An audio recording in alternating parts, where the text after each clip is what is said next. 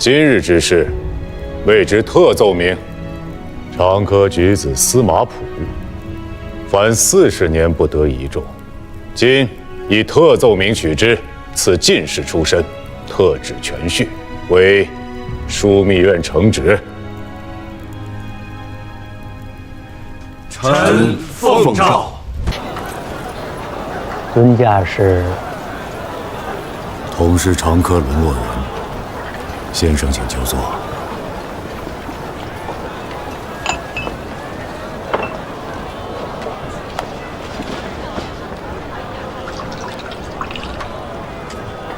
先生请。你不是举子，是兵子，何以见得呀？足下的家人虎口上生着茧，一看就是常年习武之人。再看足下，坐于街边14之内，脸上却无丝毫悲切之情，反倒一副坐于中军帐内的从容气度。你再看店家小厮，怯怯然而不敢近前，只因身上杀伐气太重，血腥味道太浓了。便是不曾得掌荆节，应该也是一个厮杀多年的军中大将，对不对？老先生长科不遂，对军中之事倒是熟稔得很啊。吕氏不弟20年前曾入藩帅幕府为记事。哦，那既为幕职，为何不求藩帅荐个出身？他做了残民之贼，南下去避祸，老夫不曾追去。不知是哪位藩帅？黄甫辉。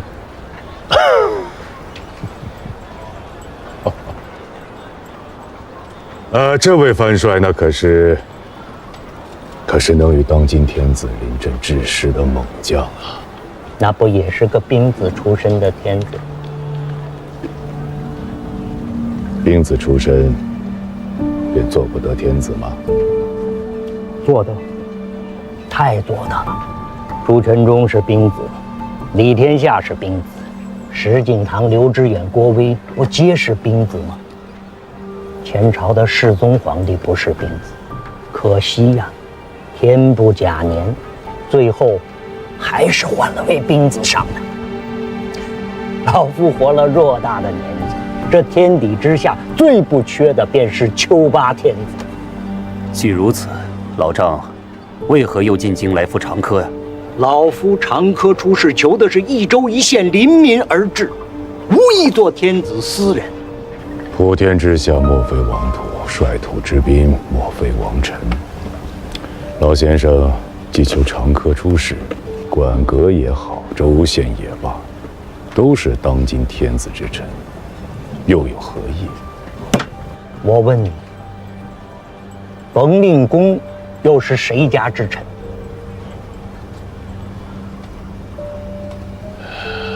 天下板荡，大道风起，兵强马壮者为天子，圣道不存，奉一人者为鹰犬耳。当效冯令公，奉天下梨树而臣之。我说的不对吗？你随我来。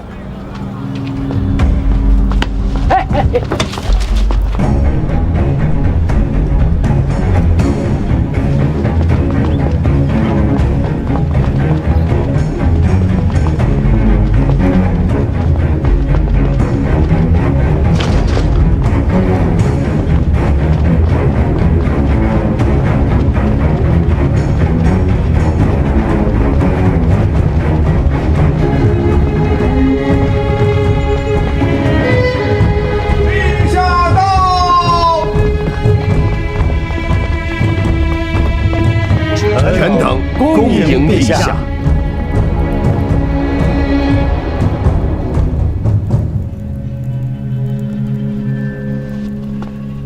学习，臣在。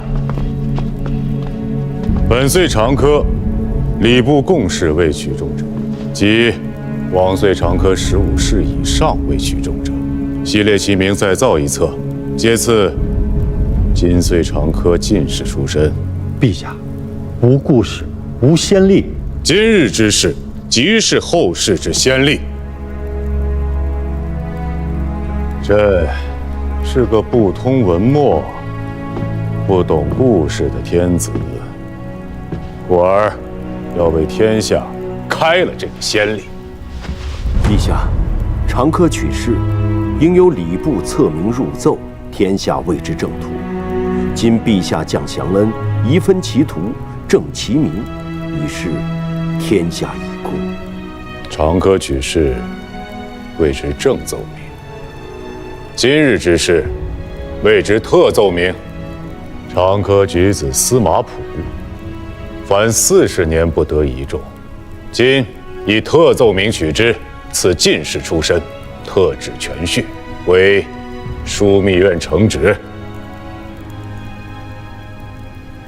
臣奉诏。先生有人天下之心，朕亦有人天下之志。朕虽是求拔天子，却不是张彦泽、黄甫辉。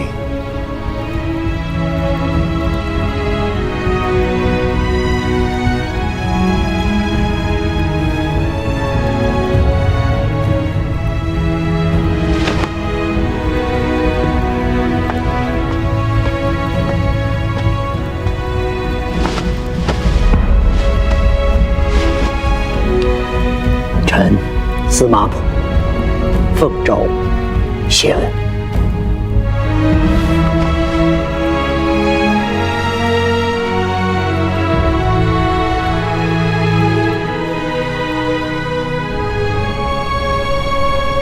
陛下如天之幸啊！宋军身陷巴蜀，元气有伤，不能取巴蜀之资财、人丁、田亩，亦不能常伐蜀之粮秣给养军士。纵使祸乱有平，大军回师，灭国之赏足以使那府库为之一空啊！加上还要捐免赋税，以抚蜀人，此一进一出，臣断10年之内，宋人再难举大军南下。陛下安矣，社稷安矣，大唐安矣。陛下如天之幸。宋天子会这般想吗？陛下可检贡以示之。检贡是。入夏以来，江南7州20余个县遭受了水灾，要救济灾民，还要捐免粮赋。今岁之贡士，不及往年之半数。宋皇如天之德，想必不会介意的。这是行险。行险？那陛下不如以此不明之理示之。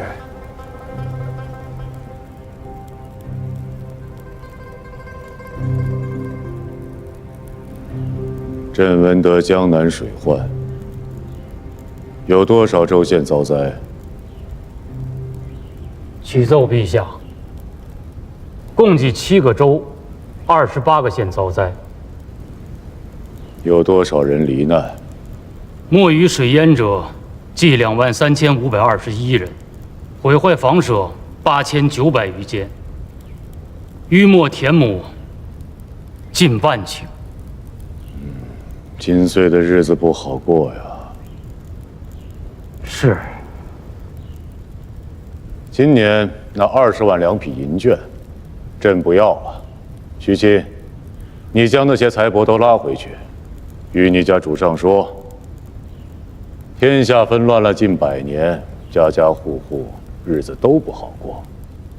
他既是江南地主，自当爱抚梨树。该卷免的钱粮当卷免，该赈济的州县当赈济。朕不拖他的后腿。只有穷家小户的日子过好了，朝廷和官府的日子才能跟着好过。陛下，如天之人，谈不上，都是自乱世活过来的，彼此体谅罢了。朕是个丘八出身的天子，从来不打诳语，而君臣也大可不必揣测试探。不明之礼，是朕许给你家主上的恩典，既是恩典，朕不许你辞，你便不能辞。听明白了吗？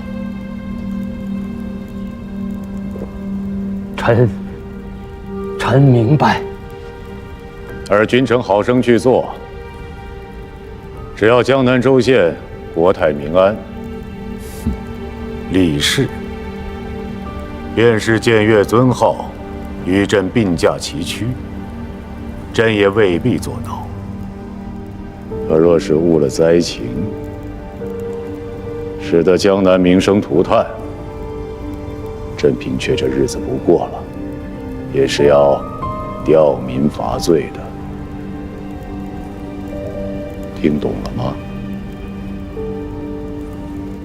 怒。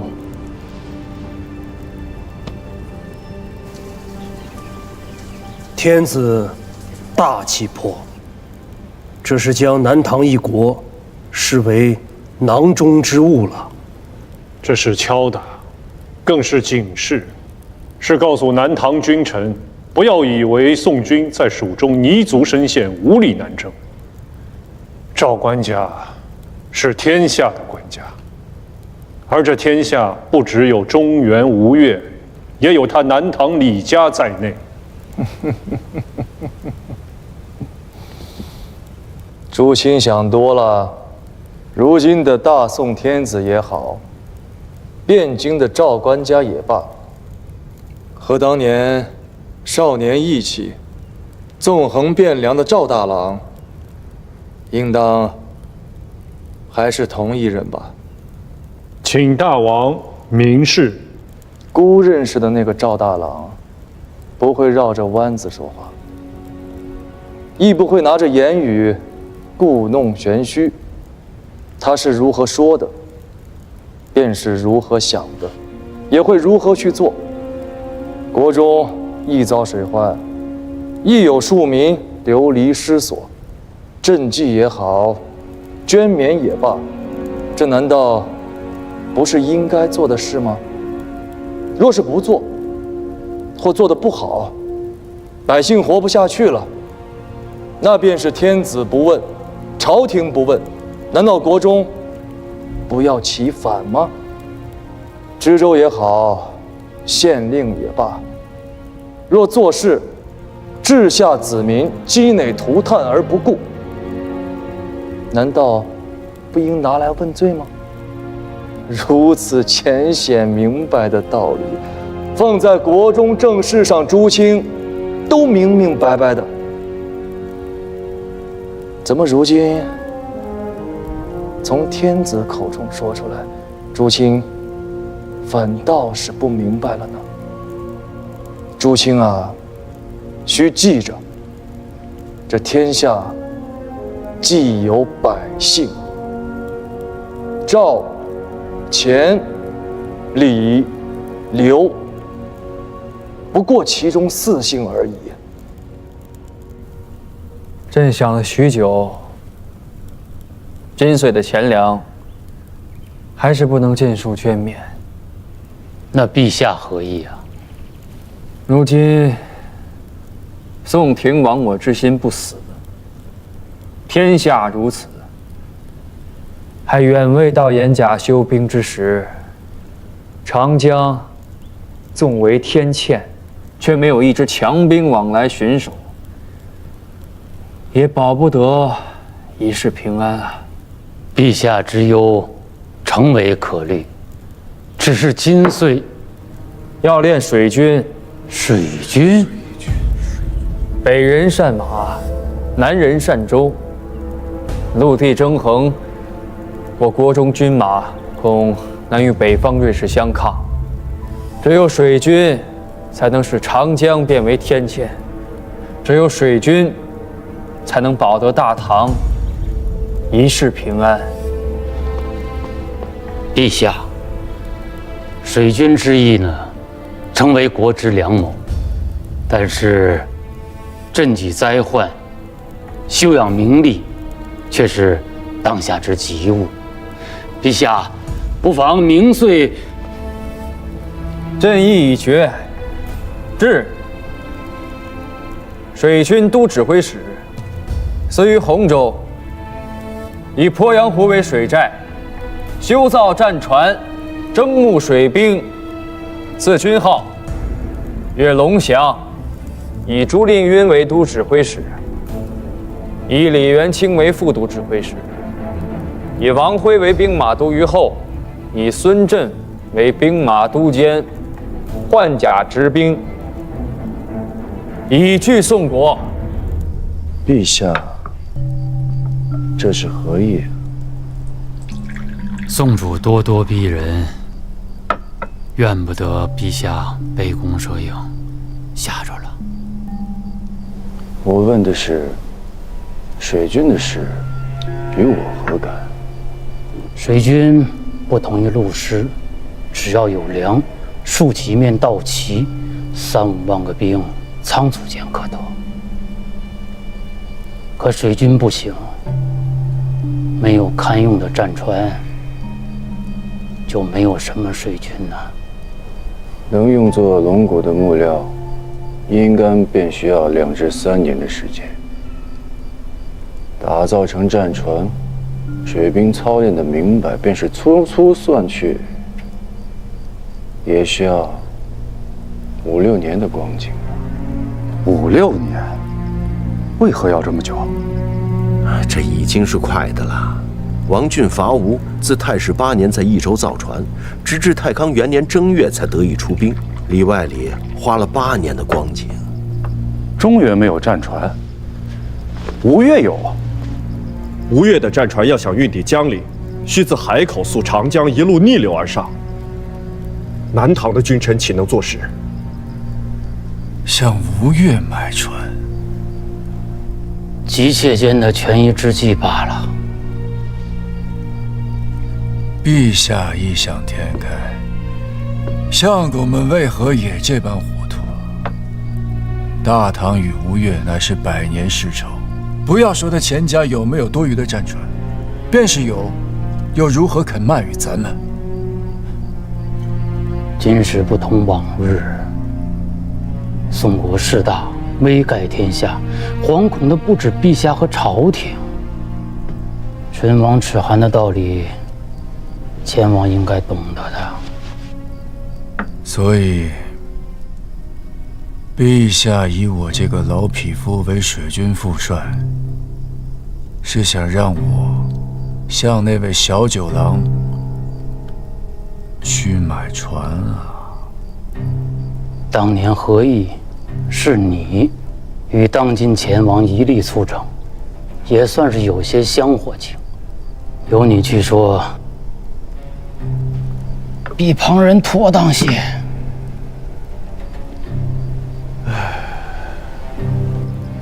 向吴越买船之意，不妥。阿兄，朝廷开口，九郎未必会驳朕的面子。关键不在这儿，朕没钱。赵相公不是说3丝金穗还有100万银绢的盈余吗？那是朕在江陵用来造船的，不是用来买船的。泽平，朕在。金乡水患，金穗没了收成的灾民有多少？3州12县约7000丁，23000口。这100万银绢的盈余，朕宁可花在这些灾民身上。陛下的意思是，以功代朕。仲勋，臣在。朕给你23000工役，3年光景能造出300艘战船吗？臣尽忠竭力，必不负官家所托。阿兄，要5、6年呐！天下乱了多少年？100年纷乱，五朝轮替，兵火连接，死于盗走者何止千万，也就是5、6年的光景而已，朕等得起。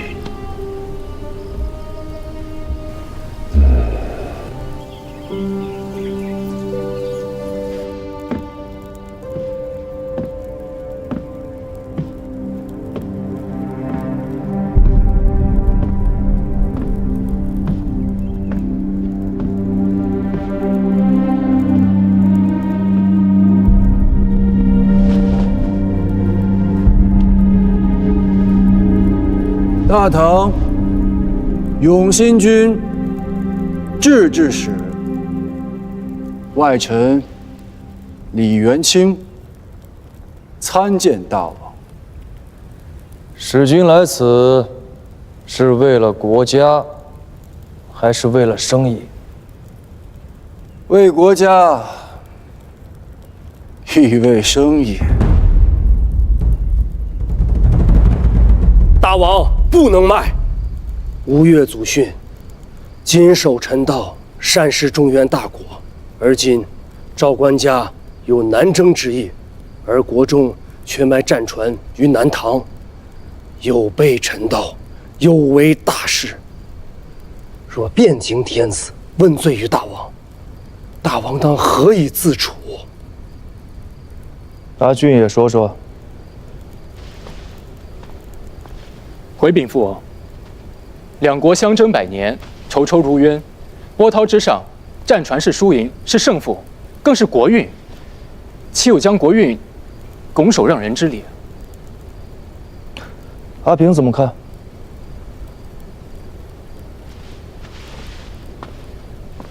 回禀父王，儿臣不知。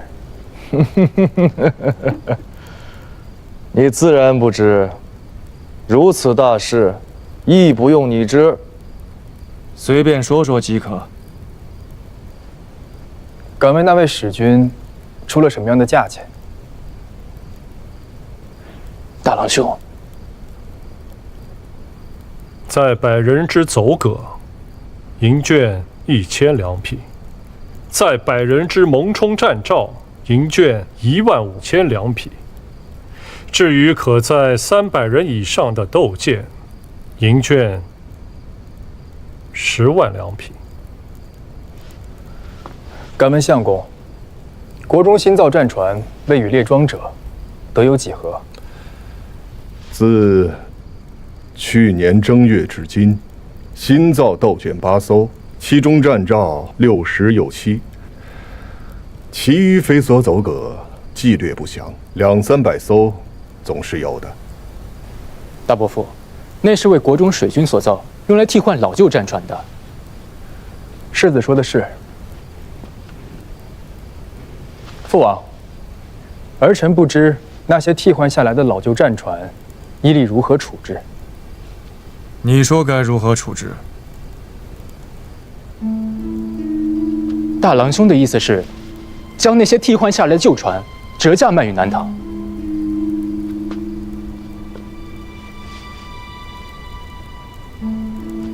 儿臣认为，可以不折价。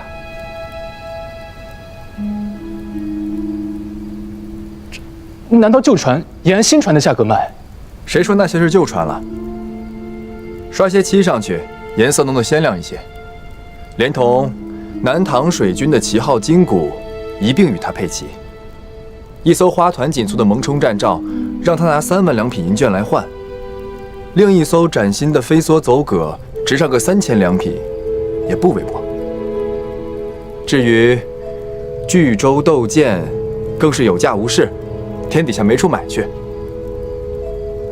30万两银绢的价格，是断不容他商量的。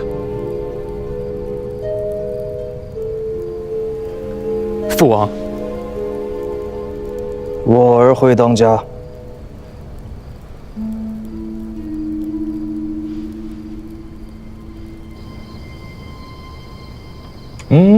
动了。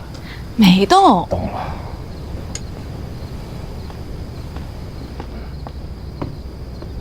哎，父王，母妃。来，准备的如何了？父王，真的让儿臣去与他谈。阿平，你父王是个坏人，年轻的时候啊坑过人一刀，如今又叫你去坑人一刀更狠的。知道该如何与他谈吗？难不成真的那般去谈？儿臣在殿上都是浑说的，当不得真。军国大事，确实不当如此儿戏。该你了。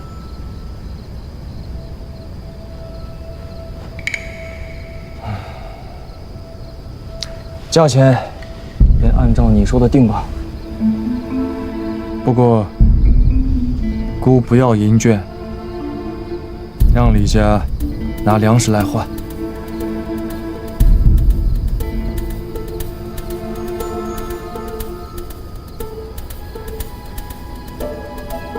诺。吴越鼠辈欺人太甚！陛下，臣有一计，可两全其美，更可使吴越前世自食其果。说来，前9要粮，是因为此番不独我大唐深受水患之苦，吴越国中亦受其灾，受灾州县人口怕是倍于我朝，故此不要金帛，而要粮食，实在是国内缺粮，饿殍遍野。这才借我朝买船之机，大行勒索，为的是解自家之危。既如此，陛下可将计就计，先将粮食与他，催其交割战船。 7个州，20几个县，10几万的灾民等着赈济，府库中的存粮都拿来换了战船，朝廷难道要看着灾民活生生的饿死吗？陛下，可敕令与吴越援边州县打开关卡，放灾民南下救市。陛下不可。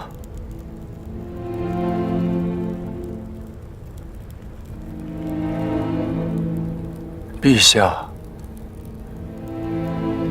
民乃国之本啊！辽遣都主地就在太湖西侧，可以就近设一处关卡。对，入卡的轻装可以先发去挖红泥，以工代赈。让万九请你给予地方考试，仅此一处为止，也有干粮让灾民不下万数。大王，先生免礼，都准备妥当了。 苏州、湖州、衢州，共计16处关卡，沿途设了238处战棚，抽调了8000镇兵和2800名胥吏，由中书及州县112名各级官吏统领提调。自浙西营田司调拨了15万斛粮米，每处战棚都设有10余处周遭，并备有衣饰和各色药材。 多糜费些粮米，亦不打紧。务求有序啊！相府也发下了札子，将这桩差事纳入精遂考绩，各官所辖若能不死一人，即为上重。上。大王，朝廷故事，凡所考绩上者，力不受人，上中已是极美。我知道。 若能不死一人，相府录考绩为上，后缺者就地补官，时任者则进品质一级。可，咱们缺人口啊，沈兄。臣明白。